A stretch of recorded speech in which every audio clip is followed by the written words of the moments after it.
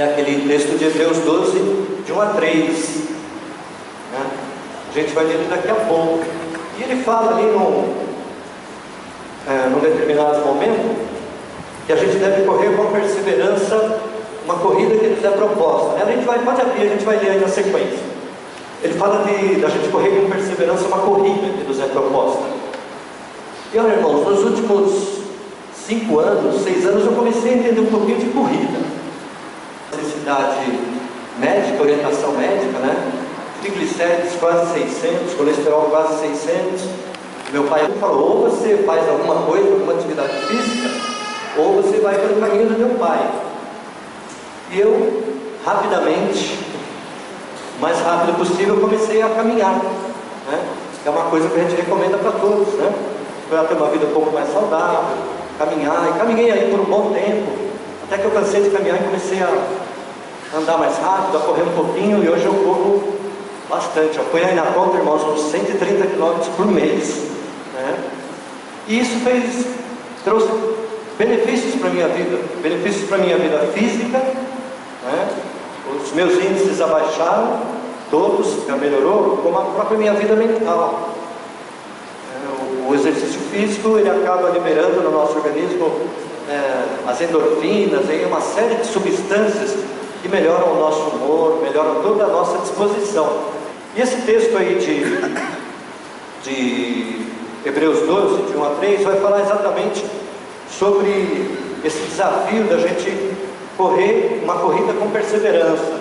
E essa corrida que ele se refere aí, na realidade, é a nossa vida, né? A gente, junto ao Senhor, começa uma corrida que vai terminar na glória, vai terminar quando o Senhor nos recolher. Diz assim o texto aqui: portanto também nós, uma vez que estamos rodeados por tão grande nuvem de testemunhas, livremo-nos de tudo o que nos atrapalha e do pecado que nos envolve, e corramos com perseverança a corrida que nos é proposta, tendo os olhos fitos em Jesus, o autor e consumador da nossa fé. Ele, pela alegria que lhe fora proposta, suportou a cruz, desprezando a vergonha, e assentou-se à direita do trono de Deus. Pensem bem naquele que suportou tal oposição dos pecadores contra si mesmo, para que vocês não se cansem e nem desanimem. A ideia desse texto veio ao meu coração, porque estamos aí iniciando mais um ano, né? E eu diria que eu entrei o ano e me pareceu, irmãos, com toda honestidade, que eu já estava meio cansado. E quando eu estava procurando textos para que a gente pudesse compartilhar com os irmãos, esse texto falou ao meu coração quando ele disse: não se cansem e nem se desanimem, porque não tem sentido no dia 17 de janeiro eu já me aparentar ou já demonstrar ao meu coração tanto quanto cansado, tá? Mas esse mundo em que vivemos parece que puxa a gente para essa questão do nos desanimar e de nos fazer cansados.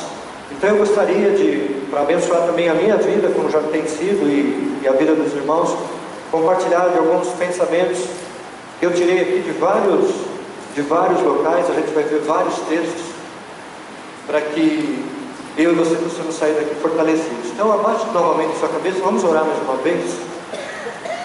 Pai querido, é muito bom estar na tua casa, Deus. É muito bom, Deus, ter a oportunidade de compartilhar a tua palavra. E o nosso desejo, o nosso pedido é para que o Senhor fale aos corações, para que tu, Deus, possas penetrar, ó Deus, na mente minha, dos irmãos, para que todos possamos sair daqui transformados pelo poder da tua palavra. É a tua palavra que orienta a nossa vida, é a tua palavra que transforma a nossa vida. É por Jesus, tão somente, que estamos aqui reunidos, e queremos deixar bem claro isso, ó Deus. A ti honra, louvor e glória, é a nossa oração em nome de Jesus. Amém. Vamos lá. Quando a gente começa a ler esse texto, a gente começa, ou a gente pode extrair daqui uma coisa bem clara, que é exatamente o fato de que quando a gente entra numa prova, Ou no caso aqui, às vezes eu vou comparar a corrida com o texto. Numa corrida, você entra e você tem um objetivo, que é alcançar o final daquilo. Seja um objetivo em quilômetros, seja um objetivo em tempo. Você tem que chegar em determinado local. Você tem uma meta a ser atingida. E na vida cristã é assim. Eu e você, ao entregarmos a nossa vida para o Senhor Jesus, passamos a ter uma meta. Esse texto fala disso. Corramos com perseverança a corrida que nos é proposta. Para eu começar numa corrida, para eu participar de uma corrida, eu tenho que saber como é essa corrida, né? Algumas delas, quem sabe, fisicamente, eu numa corrida normal não teria condição de correr. Posso correr 1 quilômetro, 5 quilômetros, 10 quilômetros, 20 quilômetros. E aí você tem maratona com 42 quilômetros, que é uma coisa que eu já não teria condição de fazer. Mas normalmente você tem um objetivo, tem uma meta a ser alcançada. E a minha vida e a tua vida, nós estamos nessa corrida, que é dita aqui: corramos com perseverança a corrida que nos é proposta. Sendo assim, não corro como quem corre sem alvo, e não luto como quem esmurra o ar. Vamos ver ali, 1 Coríntios 9, 6. Vamos ler ali um pouquinho antes, diz assim: vocês não sabem que todos os que correm, 24 também, que correm no estádio apenas um ganha o prêmio? Corram de tal modo que alcancem o prêmio. Todos os que competem nos jogos se submetem a um treinamento rigoroso para obter uma coroa que logo perece. Mas nós o fazemos para ganhar uma coroa que dura para sempre. Sendo assim, não corro como quem corre sem alvo, e não luto como quem esmurra o ar. A minha carreira e a tua carreira cristã não é uma corrida. Olha, a gente não tem o que fazer, vamos sair correndo aí pela vida para ver o que acontece. Não, a gente tem um alvo definido, a gente tem que alcançar determinados estágios desse alvo, e o nosso alvo definitivo é estar juntos com o Senhor. Somos peregrinos desse mundo. Esse mundo, de todas as formas, ele tenta nos alcançar, ele tenta nos amarrar, ele tenta, como a gente diz muito no marketing, está se usando, né? Vamos fidelizar o cliente, vamos fazer isso. De todas as formas, a gente quer prender ali as coisas ao nosso domínio. Agora, esse mundo não tem domínio sobre nós, ou pelo menos não deveria ter, porque nós não somos desse mundo, né? Como diz um hino antigo muito bonito: sou forasteiro aqui em terra estranha estou, né? Então a gente está nesse mundo, mas a gente tem um objetivo definido, um objetivo a ser alcançado, e a nossa corrida exatamente tem esse alvo de alcançar um determinado objetivo, que é estarmos juntos com o Senhor. E Ele vai escolher quando nós vamos estar junto com Ele. A gente faz uma viagem, normalmente é a mesma coisa, a gente tem um objetivo definido, né? Tem um período de tempo que você estipula, e tem um local que você quer chegar. E quem quer viajar não vê a hora de chegar lá naquele local para desfrutar das coisas. Mas, nessas férias humanas, o nosso objetivo é chegar até lá, e quando passa um determinado período, você não vê a hora de voltar para casa. Você quer deitar na tua cama, né? Você quer usar o teu banheiro, a tua toalha, né? Você está ansioso por comer aquela comidinha da tua casa, do jeito que ela é feita. E quando você passeia, você, na realidade, está vivendo uma coisa que não é aquele momento. E você anseia voltar para o teu lar. A nossa corrida, como servos do Senhor, é uma corrida que não dá para voltar atrás. A gente não quer voltar, porque voltar seria regressar a uma nossa vida sem Deus. E eu penso que na minha vida e na tua vida nós não queremos mais uma vida. Se eu experimentei o Senhor Jesus, olha, eu quero qualquer vida com Jesus. Eu não sei se ela vai ser mais abençoada financeiramente ou não, mas a minha vida é com Jesus, porque sem Jesus eu não sou nada. Então nós não temos esse anseio tão grande, né, de voltar atrás, ou não temos anseio de voltar atrás na nossa corrida cristã. Agora, esse texto me faz pensar uma coisa: se eu estou numa caminhada, essa caminhada para mim, teoricamente, eu não tenho que querer voltar atrás. Em que ponto dessa caminhada eu me encontro? No momento que eu tomei uma decisão e entreguei a minha vida para o Senhor, eu começo a dar passos na vida cristã, e a gente fala aí da nossa infância cristã, somos meninos em Cristo, independente da idade, a gente começa a aprender as coisas mais básicas, mais simples, e a tendência é que a gente vá crescendo no conhecimento, na graça do Senhor, na experiência da palavra, na maturidade, como a gente diz. E a primeira pergunta que eu gostaria de fazer para mim mesmo, para vocês, é isso: em que passo dessa caminhada, em que passo dessa jornada, dessa perseverança na corrida que nós estamos? O quanto eu, o quanto você tem avançado na tua proximidade maior do Senhor? Porque a cada dia que temos a mais na vida, é um dia menos que temos para nos encontrarmos com o nosso Senhor. É uma realidade. A gente está caminhando numa vida onde a cada dia mais é um dia menos do nosso encontro com o Senhor, seja ele de que forma for. E uma corrida e uma caminhada implica isso, implica em você estar preparado para alcançar as demais experiências que vão acrescentar na tua caminhada. Quando você começa a praticar a corrida, você vai vendo que você não pode sair correndo como um doido. Você vai devagarzinho, caminhando, vai correndo, né? Vai tomando aguinha, aí você para um pouco, caminha de novo, corre um pouquinho. E quando você vai ver, você está conseguindo correr mais quilômetros ou andar mais sem grandes dificuldades físicas. Na nossa vida espiritual, em que ponto eu estou, em que ponto você está? O quanto você tem crescido, o quanto você tem amadurecido, o quanto você hoje enfrenta melhor as dificuldades que não irão terminar na nossa vida, com que maturidade você recebe essa luta hoje em relação ao ano passado, ao ano retrasado, em relação a 2 anos atrás ou a 3 anos atrás. Aí a vida de cada um de vocês é que pode dizer isso. Uma coisa é certa: eu estou vendo o resultado na minha vida, eu estou chegando realmente mais perto do Senhor, ainda que não fisicamente, ainda que não na glória, o quanto eu tenho me aproximado mais do Senhor. Vou ler de novo o texto que diz assim: e corramos com perseverança a corrida que nos é proposta. Está escrito aí no versículo 2. Irmãos, essa corrida não é fácil, a nossa vida é muito complicada, né? Eu não sei a vida de vocês, mas a vida minha, embora eu seja grato a Deus, porque quando eu olho para o meu país, ou quando eu olho para esse mundo e vejo a condição que o Senhor me disponibilizou, eu acho que não mereço, quem sabe, metade do que Ele tenha dado para mim, né?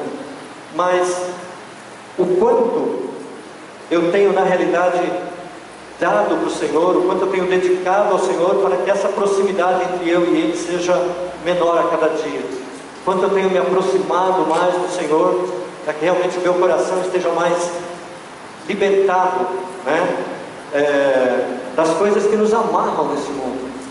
Esse é o segredo. A gente vai ter alguns aqui, quem sabe mais, deixa eu ver aqui as idades, eu acho que de 70 anos a 15 anos, a 20 anos, não sei, todos temos ainda um longo caminho a percorrer. A gente vai esperar a gente se encontrar com o Senhor para desfrutar de muita coisa que a gente pode desfrutar hoje, dada a nossa intimidade com o Senhor, para a gente avaliar. E na vida cristã, irmãos, a gente tem muita inspiração, né? A gente tem inspiração aqui quase que infindável. Eu selecionei uma série de versículos e eu gostaria de lê-los aqui. Eu vou citar os textos e vou ler, porque se a gente for pesquisar, a menos que os irmãos queiram e sejam bons de Bíblia, né? Mas vamos ler ali alguns em Isaías, em Hebreus, em Salmos, porque na vida cristã, se na vida cristã, eu disse agora há pouco que a gente tem uma meta definida, essa meta é estar com o nosso Senhor, é desfrutar da presença dEle, é crescer na nossa comunhão com Ele. Na nossa vida cristã, a gente tem inspiração, e a nossa inspiração vem do Senhor.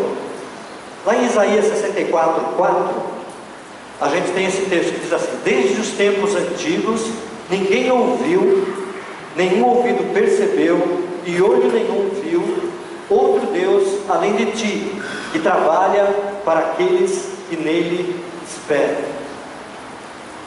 O Senhor trabalha para aqueles que nele esperam.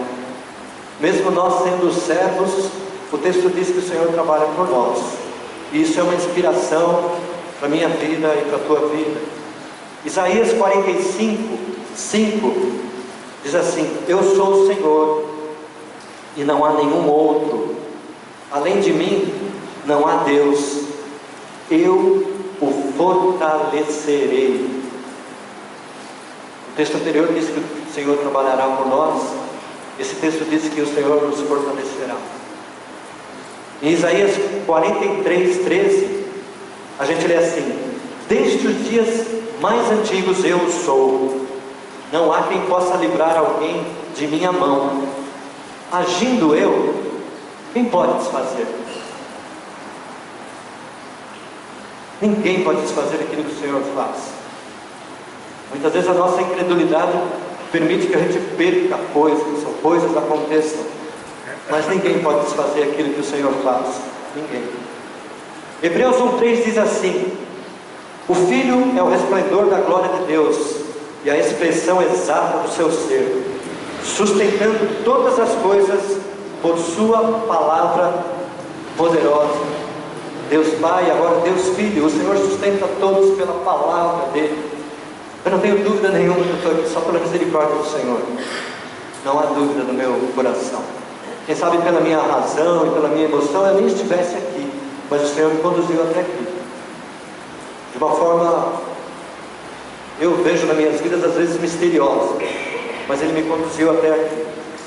Hebreus 4, 13 a 16 diz assim: nada em toda a criação está oculto aos olhos de Deus, tudo está descoberto e exposto diante dos olhos daquele a quem havemos de prestar contas.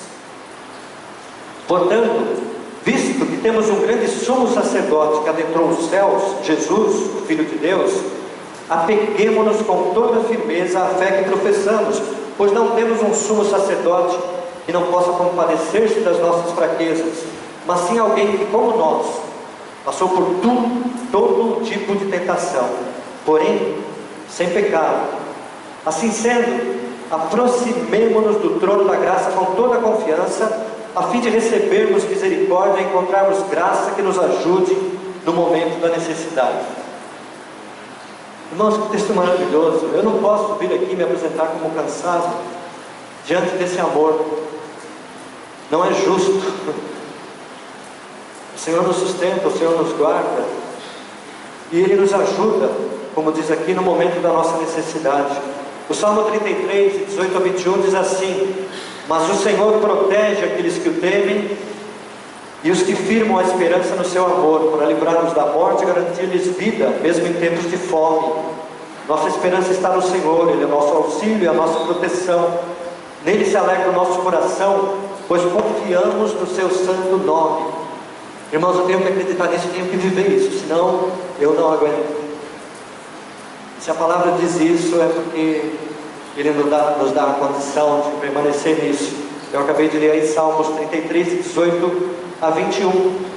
O Salmo 34, 5 diz assim: os que oram para Ele estão radiantes de alegria, seus rostos jamais mostrarão decepção. Irmãos, às vezes a gente lê o texto na Bíblia e fica comparando muito com alguma coisa na nossa vida. Puxa, perdi isso, então eu fico decepcionado. Não é exatamente ou simplesmente isso. Não é como um servo se decepcionar porque é o Senhor, uma vez que ele depende do sustento, da comida, do ar que respiramos do seu Senhor, se é que nós cremos nisso. Então não há como me decepcionar. É claro que meu coração muitas vezes se entristece, né? O momento que eu vivo atualmente não é o momento aos olhos humanos ideal para a minha vida e para tudo que eu imaginei, mas eu não tenho dúvidas de que o Senhor me conduz, Ele me sustenta, Ele me fortalece, Ele me segura, Ele me apoia, e Ele ora por mim, o Espírito intercede por mim. O Senhor cuida do meu dia a dia. Para finalizar esse período, eu estou lendo textos que diz assim, que na vida cristã nós temos inspiração. Eu acho que não dá para duvidar que tudo isso é inspiração para a minha e para a tua vida. Isaías 55, 6 diz assim: busquem o Senhor quando se pode achá-lo, clame por Ele enquanto está perto. O Senhor vai estar sempre perto de nós. A gente se afasta dele muitas vezes, a gente decide trilhar caminhos que não são da vontade dele, mas o Senhor nunca se afasta de nós, Ele está sempre com o seu braço estendido. E quando a gente fala que a gente tem uma meta, ou quando a gente fala das coisas que são exatamente das inspirações que a gente tem da palavra em relação à nossa vida, em relação àquilo que vivemos, fica tudo muito gostoso, né? Mas numa corrida a gente tem também, ou na vida cristã, a gente tem que ter, ou temos naturalmente, os obstáculos a transpor. Eu já vi aquelas corridas com obstáculos, aquela, irmãos, acho que eu não conseguiria fazer. O negócio é muito alto, a pessoa vem correndo, já está cansada, ela tem que pular o negócio, para quem está muito preparado. Mas na nossa vida cristã, eu e você temos aí uma série de obstáculos. E a gente pode citar que o maior obstáculo que a gente tem é o pecado que a gente nós mesmos cometemos.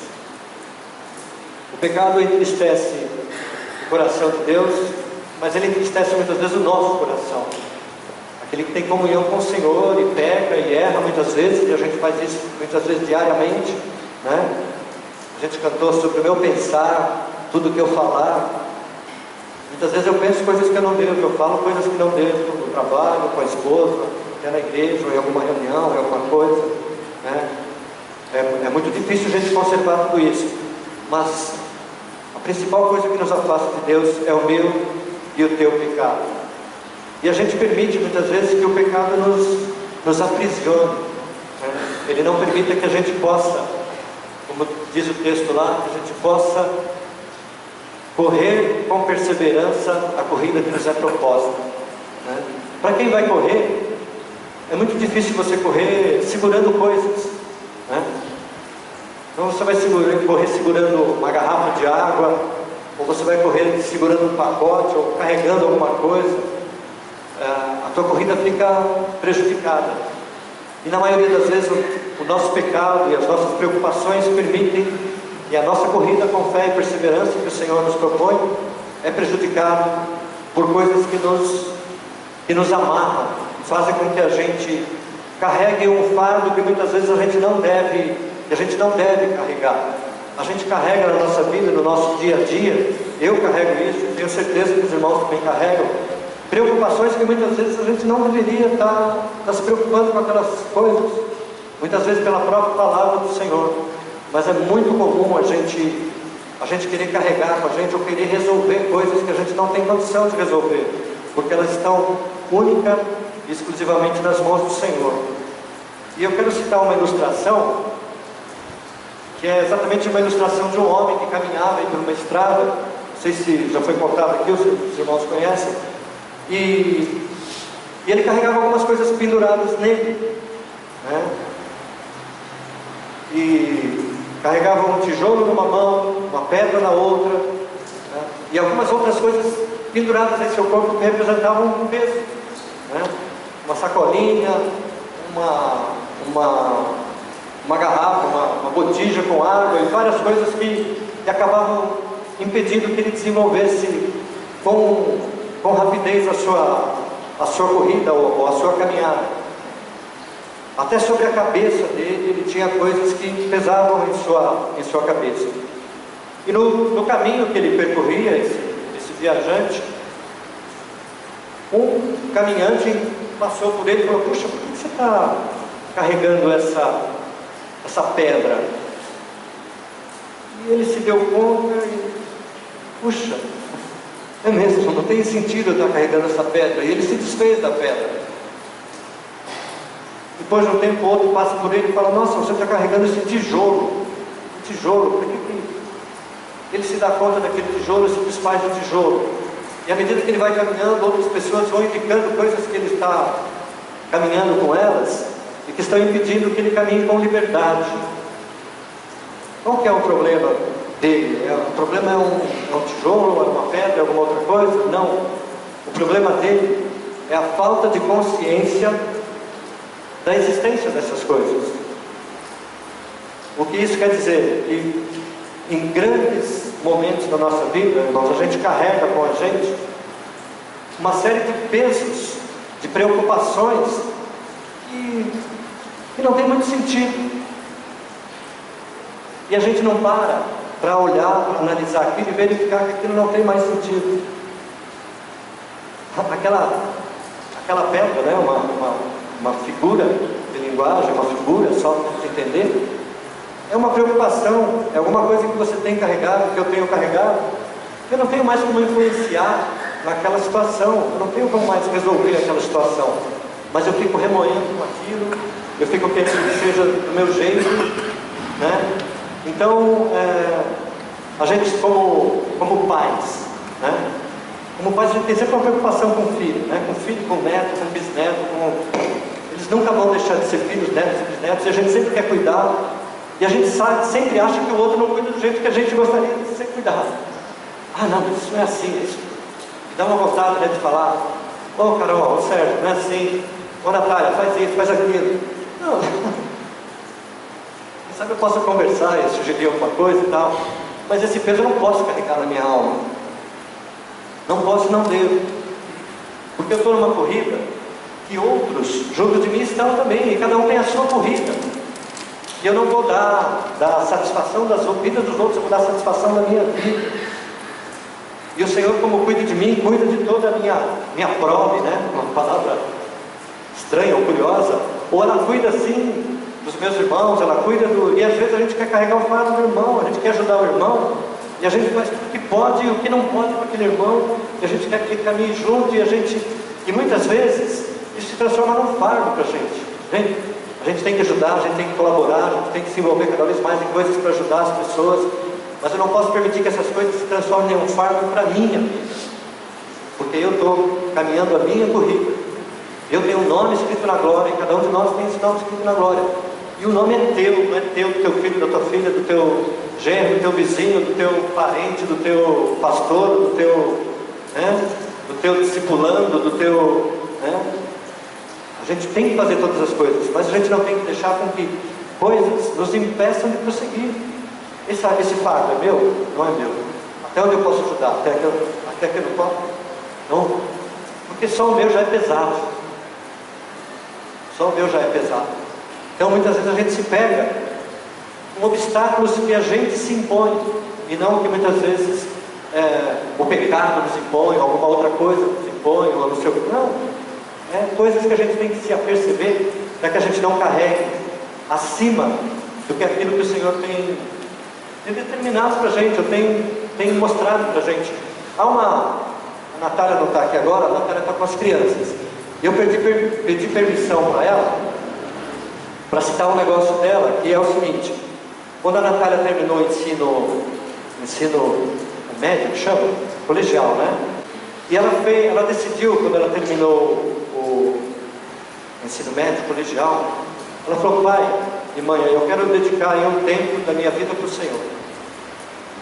Né? E ela foi fazer Jocum, jovens com uma missão interdenominacional, acho que a maioria de vocês já ouviu falar.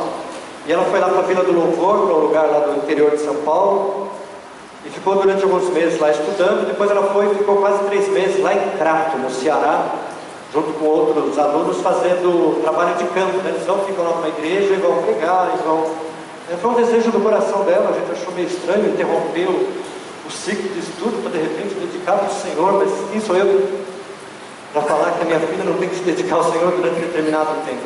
E ela foi uma bênção, e aquilo fez muito bem para ela, muito bem para a gente também, apesar de todo esse nosso controle que a gente quer ter. E uma coisa curiosa que ela me contou foi o seguinte: pai, um dos treinamentos que a gente fez, como a gente ia lá para o Crato, para o Ceará e tal, cada um dos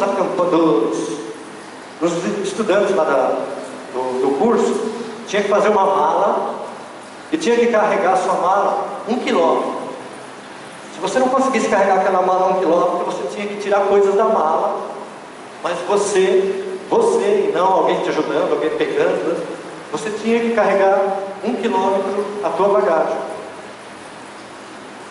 Então, irmãos, nessa hora é só o que é essencial mesmo. Não dá para levar alguma coisa a mais, é o essencial.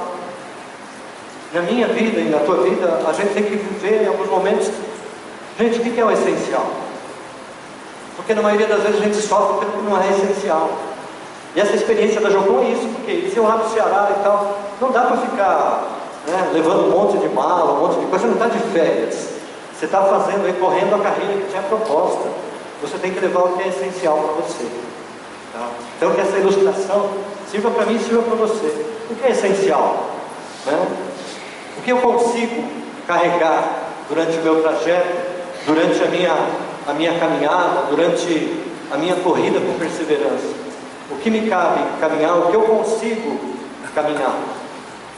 E na vida cristã a gente tem uma coisa muito legal, que é a história da gente ser, e a gente tem vários versículos, por isso eu não vou ler todos, e não vou lê-los, senão o horário vai avançar muito. A perseverança. A perseverança é uma coisa que eu e você temos que nos agarrar com muita força. Tá? O texto diz aí, corramos com perseverança. O versículo, aí é o 1 ainda, né? Livremos de tudo que nos atrapalha, do pecado que nos envolve, corramos com perseverança. Perseverança é você não desanimar, é você não se abalar pelas coisas. Todos os obstáculos vão querer colaborar para que você se canse, para que você retroceda, para que você desanime, né? Mas o texto é claro. Eu vou deixar as coisas que me incomodam para que eu possa correr com perseverança. E a perseverança é correr hoje, é correr amanhã. Às vezes eu cruzo com o pessoal lá no prédio e falo, nossa, já, que disposição é essa que você tem para correr? Dia sim, dia não, você está correndo. Irmão, só eu sei a luta que é sair da cama e correr. E eu tenho um histórico para isso. Isso acabou se transformando num hábito para mim. Mas tem hora que eu quero fazer qualquer coisa, menos sair daquela cama deliciosa que eu tenho. Graças a Deus pela minha cama maravilhosa, por aqueles lençóis fresquinhos. Mas eu quero mais é ficar na cama, eu não quero sair correndo. Mas aquilo se transformou num hábito que não tem atrapalhado, aliás, tem ajudado mesmo.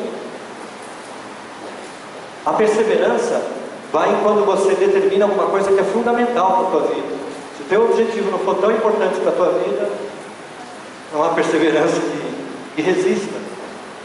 A nossa caminhada para o céu, a nossa caminhada para nos encontrarmos com o Senhor exige sim uma perseverança de quem reconhece a grandeza do Deus a quem serve. Agora há uma condição, e eu já estou caminhando para a gente ir para uma parte mais conclusiva, que é exatamente o que está escrito aí no versículo 2 e 3, diz assim: tendo, em Hebreus 12, né? Tendo os olhos fitos em Jesus. Hoje em dia se fala muito disso, né? Foco, fé e força, foco, fé, né? Foco. Você ouve muito isso nas empresas, em tudo. Foco, o tempo ter foco. Ter os olhos fitos em Jesus, na linguagem de hoje, é ter foco. Ter foco naquilo que é fundamental para eu alcançar um objetivo. E o texto vai dizer isso. Tendo os olhos fitos em Jesus, autor e consumador da nossa fé. Ele, pela alegria que lhe fora proposta, suportou a cruz, desprezando a vergonha, e assentou-se à direita do trono de Deus. Pensem bem naquele que suportou tal oposição dos pecadores contra si mesmo, para que vocês não se cansem nem desanimem. Irmãos, eu vou cansar e vou desanimar, você quem sabe vai cansar e vai desanimar. Mas quando eu olhar para o Senhor e quando eu ver as coisas que Ele tem para mim, não há como eu não ser restaurado e não ser revigorado pela palavra dEle, porque a palavra dEle liberta, a palavra dEle fortalece, a palavra dEle salva, a palavra dEle pode curar. A palavra do Senhor transforma a nossa vida. Então, quando a gente fala de olhar para Jesus, para muitos fica uma coisa meio que de maluco, né? Como olhar para Jesus, né? Se a gente estivesse ou no auditório, se a gente tiver alguém que não tem uma comunhão com o Senhor, olhar para alguém normalmente implica em eu ter uma pessoa física para quem eu olho, né? E na realidade a gente olha para o Senhor a quem a gente não vê, a quem a gente experimenta, de quem a gente tem o Espírito habitando na gente, mas de quem a gente não vê. E olhar para o Senhor é olhar para o que a gente não vê, mas é olhar para aquilo que a gente crê. É esperar o impossível, é esperar o invisível, a atuação do Senhor, e Ele age. na minha e age na tua vida. Olhar para Jesus é olhar para a realidade do Deus invisível. O Espírito Santo quer nos conscientizar que em cada tribulação, em cada provação da fé, que Jesus vive em nós e que nós devemos viver em Jesus. Como a gente cantou, reina em mim, Senhor. Reina em mim não depende do rei, depende de nós. Ele não vai enfiar o pé na porta do nosso coração, da nossa mente e invadir.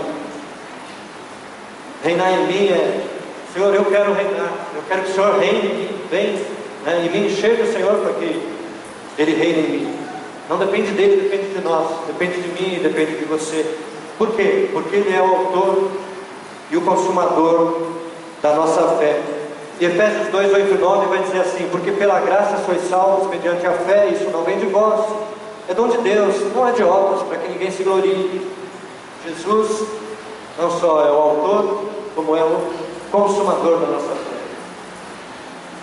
E se eu viver nessa vida sem ter esse foco do Senhor sendo tudo na minha vida, eu vou me cansar e eu vou me abater durante muitos momentos. Isso pode até acontecer, mas não pode se transformar numa rotina na minha e na tua vida, né? É difícil a gente viver uma eternidade num mundo onde a gente põe o pé no chão, onde a gente é muitas vezes afrontado aí em situações de perigo, né?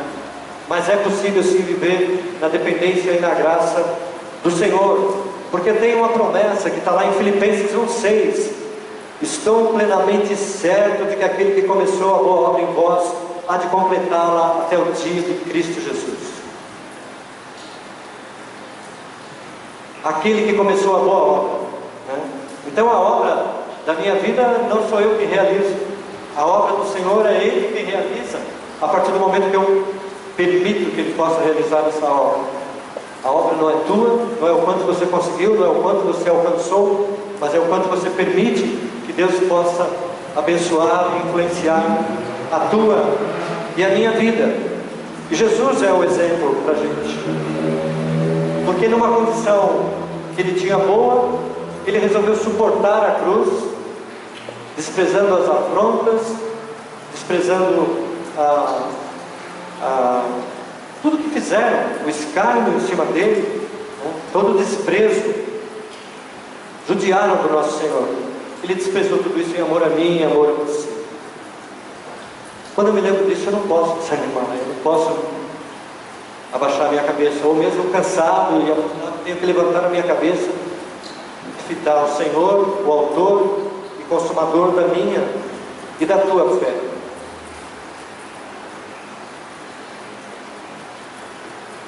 E a segunda pergunta, em relação a isso que a gente tem visto, a gente tem que Jesus suportou muita oposição. Jesus suportou oposição na família, na igreja constituída, nos governos, em tudo, né? Os próprios discípulos. Jesus enfrentou muita oposição, mas ele não perdeu o foco da missão dele. Ele não perdeu o alvo, aquilo que ele havia estabelecido para cumprir. E ele cumpriu isso com galhardia. A gente leu aqui que ele passou pelo que nós passamos com uma diferença: sem pecado, o que a gente não tem condição de fazer. Agora, como eu e como você temos enfrentado as nossas oposições? A gente tem muita oposição. Eu tenho, cada um de vocês tem, né? Se a gente fosse numerar aqui, seria um chororô só, porque a gente enfrenta muita oposição em todas as instâncias, na instância pessoal, na instância psicológica, na instância afetiva, no relacionamento familiar, na igreja, no trabalho. Sempre há oposição. Como a gente enfrenta essas oposições? Focando simplesmente nas oposições, ou tentando olhar para dentro dessa situação que a gente vive durante determinado tempo, o quanto Jesus tem influenciado e o quanto Ele tem participado da minha e da tua vida. A gente começou falando então dessa corrida, desse alvo que nos é proposto, e a gente falou de se desamarrar das coisas, e a gente falou também de crescer em meio a esse processo. E o crescimento aqui vai se dar em meio às provações, em meio às lutas, em meio às decepções. E como é duro ser decepcionado. Mas essa decepção tem que fazer com que a gente transforme as coisas, ou nós temos que transformar essas coisas em coisas positivas. Como a gente tem então lidado com as dificuldades? Murmuramos? Somos negativos? Ou tiramos lições boas para a nossa vida? Qual a firmeza que a gente tem em lidar com essas situações? Irmãos, eu não quero ser negativo, né? Mas elas não vão nos deixar. A gente se livra de uma coisa que tem outro problema ali em outra instância da nossa vida. Então o nosso foco tem que ser Jesus. Se o nosso foco não for Jesus, eu acho que não tenho convicção que não há remédio para a gente. Só há uma forma da gente se manter firmes, né? Olhando para Jesus, o autor, o consumador da nossa fé. Quando o Alexandre falou, pô, Janeiro, você vai... Janeiro, normalmente, escolhe aí o dia da semana que você quer pregar. Que você quer lá compartilhar a palavra dos irmãos. Irmãos, a minha vontade de falar, eu estou numa condição que eu não quero compartilhar. Eu não me sinto em condição de compartilhar a palavra. O inimigo brotando coisas no meu ouvido, de desânimo, de falta de empenho, de vontade. Mas graças a Deus que o Senhor é mais forte do que o inimigo. E Ele nos dá a condição sim, de em meio a uma situação que você vê não como muito boa, poder sim abrir a palavra dEle, procurar falar do Evangelho dEle, porque quem faz a obra é o Senhor. Não é o vaso, é o que tem dentro do vaso, né? O vaso pode estar estilhaçado, mas a gota que tem dentro do vaso pode salvar uma vida. Através da explanação da palavra, o Espírito pode atuar no coração e pode fazer a gente enxergar coisas que não tem enxergado. E a gente vê muitas vezes que no meio desse processo, desse caminho, dessa corrida que a gente está, muitos acabam ficando pelo caminho, né? Quantos será que estavam aqui no dia 17 não, né? No domingo, quem sabe eu tenha vindo no dia 17. No domingo do ano passado, que não está aqui hoje. Ou há 2 anos atrás, ou há 3 anos atrás. Eu imagino que a gente podia estar com essa igreja lotada hoje, por causa do ciclo que a gente tem aí de pessoas que chegam, ficam um pouco, saem por N motivos. Mas será que alguém não saiu daqui porque de repente viu que, nossa liderança não é boa? Olha, a palavra muitas vezes não é isso. Eu vi o irmão lá comentar uma coisa do outro, isso me entristeceu, então eu não vou mais na igreja. Eu estou enfrentando um problema. O irmão passou por mim, nem olhou na minha cara, me cumprimentou. Não quero mais esse Senhor, não. São problemas que muitas vezes não existem, mas que a gente se impõe, ou a gente exige de padrão mínimo, para que a gente aí então possa retribuir ao Senhor. Que mundo é esse? É o mundo do cliente sempre tem razão? Ou é o mundo daqueles que se consideram míseros pecadores, sem condição nenhuma, mas que pela graça e misericórdia do Senhor continuam, apesar das lutas, apesar dos problemas, e pelos problemas porque eles vão te fazer crescer. A gente vive numa época onde muitos dos cristãos têm perdido um pouco da identidade dele, né? Ele vem para a igreja para assistir o culto, ele faz as coisas porque tem que fazer, né? Quando a gente tenta alguma coisa, tem alguma coisa errada. A gente não tenta nada. A gente tem que ser grato ao Senhor e caminhar a nossa corrida, a corrida que nos é proposta. Não tenho que fazer isso por causa disso, porque o dia que eu não quiser, a pessoa não quiser aquilo, então eu não faço também. Aí vira uma relação de troca. E o Senhor deve olhar do céu e falar, meu Deus, o que está acontecendo com esse meu povo? Me lembra muito o povo de Israel lá de alguns anos atrás. Senhor, deixa a gente voltar para o Egito. Lá a gente comia lá de alguma coisa, agora a gente está aqui nesse... E como a gente se esquece rapidamente de tudo que o Senhor nos provê, de tudo que Ele nos dá, de como Ele nos abençoa. Que a minha atitude, a tua atitude, a atitude da nossa igreja, possa ser exatamente esse texto de Hebreus 12. Vamos ler aí, Hebreus 12, os versículos 1, 2 e 3. Hebreus 12, 1, 2 e 3. Portanto, também nós, uma vez que estamos rodeados por tão grande nuvem de testemunhas, livremos-nos de tudo o que nos atrapalha e do pecado que nos envolve, e corramos com perseverança a corrida que nos é proposta, tendo os olhos fitos em Jesus, o autor e consumador da nossa fé. Ele, pela alegria que lhes fora proposta, suportou a cruz, desprezando a vergonha, e assentou-se à direita do trono de Deus. Amém? Que eu e você possamos correr com perseverança essa corrida que nos é proposta. Deus abençoe.